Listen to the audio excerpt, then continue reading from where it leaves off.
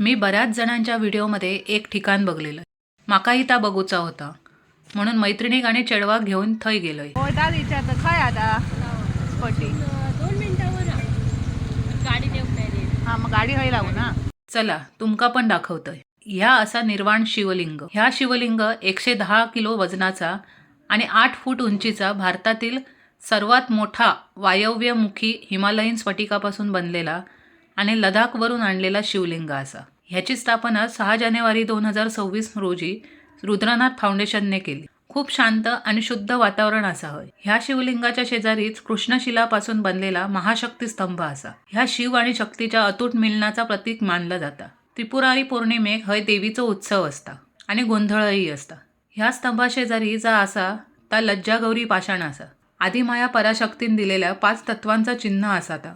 आणि हय गुरुकुल अंतर्गत दर शनिवार रविवारी सकाळी 6 ते 12 या वेळेत मुलामुलींका मोफत क्रियायोग आणि प्राणायामचा प्रशिक्षण दिला जाता.